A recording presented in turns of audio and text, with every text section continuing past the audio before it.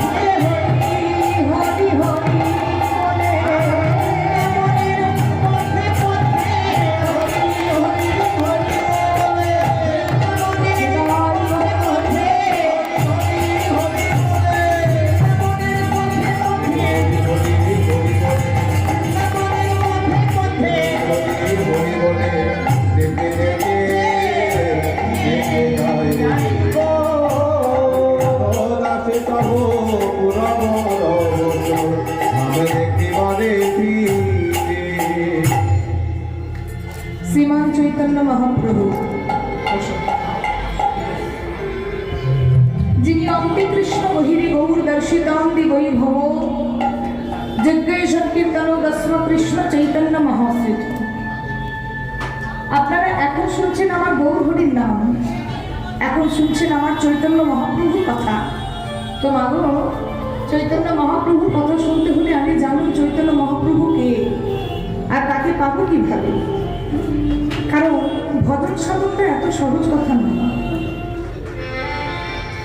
দাঁড়িয়ে দাঁড়িয়ে কীর্তন গাইলে যে ভজন সাধন হয়ে গেল তা কিন্তু নয়, আর বসে বসে কীর্তন শুনলেই ভজন সাধন হয়ে গেল তাও কিন্তু নয়। সত্যযুগে ভগবান ছিল এক, তাকে পাওয়ার পদ্ধতি ছিল এক। ত্রেতা যুগে ভগবান ছিল এক, তাকে পাওয়ার পদ্ধতি ছিল আরেক। দাপরের ভগবান ছিল এক, তাকে পাওয়ার পদ্ধতি এক। আবার কলির ভগবান এক, তাকে পাওয়ার পদ্ধতি কিন্তু একটু অন্যরকম। কলির ভগবান কে? না শ্রীমান চৈতন্য মহাপ্রভু। তার সম্পর্কে বর্ণনা করতে গিয়ে রূপ গোস্বামী সন্দর্ভ নামক গ্রন্থে কলম দিলেন অন্তে কৃষ্ণ বহিরে গৌর, অন্তে কৃষ্ণ বহিরে গৌর দর্শিতান্তি বৈভব যজ্ঞৈ সংকীর্তন দস্ম কৃষ্ণ চৈতন্য মহাশ্রিতা। খুব সহজ শ্লোক। শ্লোকটি সংস্কৃতিতে রচিত, কিন্তু মানেটি খুব সহজ, একটু ভালো করে বুঝুন। ভগবান গৌর হলেন রাধা কৃষ্ণ মিলিত যুগন্তনু। যেমন আমরা রাধা কৃষ্ণের নাম গাইছি, সেই রাধা কৃষ্ণ একসঙ্গে মিশেছেন। গোবিন্দের গৌ, রাধারানীর রা একত্রিত করে হয়েছে নবদ্বীপ চন্দ্র সোনার গোড়া।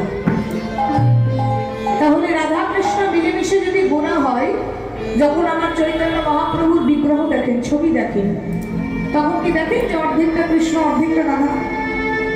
নিশ্চয়ই দেখেন না। তাহলে কৃষ্ণের কোথায় গেল আর রাধার কোথায় গেল? এ তো রাধার মতনও দেখতে নয়, কৃষ্ণের মতনও দেখতে নয়। অন্তে কৃষ্ণ, অন্ত মানে ভেতর। যেমন মন্দিরের ভেতর অন্দর মহল অন্ত, আর ওটা মন্দিরের বাইরে বহির। অন্ত কৃষ্ণ মানে ভেতরে রইল কৃষ্ণ, বহিরে গোড়া। গোড়া মানে কি? ধরুন যার গায়ে রং টুকটুকে ফসা, তাকে বলা হয় গৌর বর্ণ। গোড়া বর্ণ মানে গোড়া মানে ফসা। আর যার গায়ের রং কালো তাকে বলা হয় কৃষ্ণ। মানে কৃষ্ণ মানে নামও বোঝায়, কৃষ্ণ মানে গায়ের রঙও বোঝায়।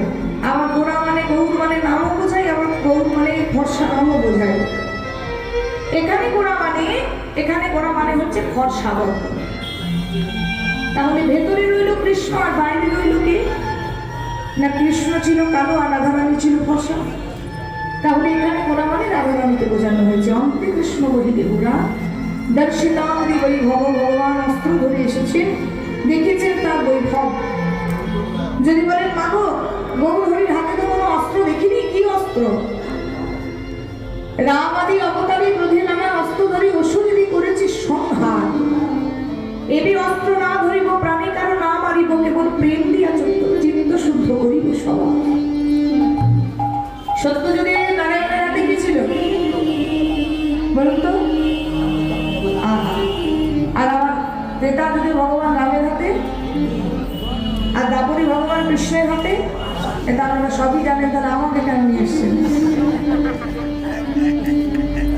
আচ্ছা, কলি যুগে ভগবানের হাতে কি আছে? নাম রূপী অস্ত্র, প্রেম রূপী অস্ত্র। ভগবান মনে মনে চিন্তা করলেন, বহু মার্ডার করলাম, খুন করলাম, হত্যা করলাম, বধ করলাম, এই কলি যুগেও আমি আমার সবাইকে উদ্ধার করবো, তবে কোনো বধ আর হত্যা নয়। কলি যুগে প্রত্যেকটা মানুষ উদ্ধার হবে শুধু নামের দ্বারা, শুধু প্রেমের দ্বারা।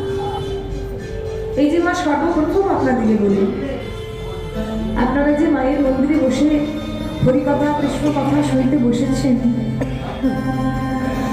এই হরি কৃষ্ণ ভগবানকে পেতে হলে সর্বপ্রথম যেটা দরকার সেটা হচ্ছে প্রেম।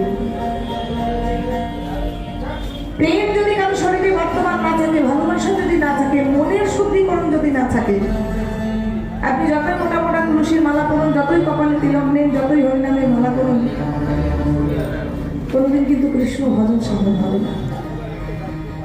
আপনি প্রসাদ বুঝি, আপনি নিরামিষ খান, কণ্ঠে তুলসীর মালা, হাতে নামের মালা নিয়ে হরে কৃষ্ণ জপ করছেন, আর মানুষের কোথায় ক্ষয়ক্ষতি হয় আপনি সেটা শুনে আনন্দ পাচ্ছেন। কারণ শুনে আপনার ভেতরটা হিংসা হচ্ছে, ভালো শুনে আপনার ভেতরটা হিংসা হচ্ছে। তাহলে আপনার দুখানা 20খানা 5খানা 2 নম্বরই ব্যবসা চলছে, সেটা কিন্তু কোনোদিন কৃষ্ণ ভজন কৃষ্ণ সাধন করে না। কৃষ্ণ ভজন কৃষ্ণ সাধন করতে হলে সর্বপ্রথম যেটা দরকার সেটা হচ্ছে আত্মার শুদ্ধিকরণ, মনের শুদ্ধিকরণ। আপনি কি সাজলেন সেটা আপনার দরকার নেই। আপনি সাধু সেজেছেন না অসাধু সেজেছেন, আপনার কাজটা সাধুর মতন হলেই হবে। আমার সাজটা সাধুর মতন আর আমার আচরণটা যদি অসাধুর মতন হয়, তাহলে আমি কি করে সাধু হব?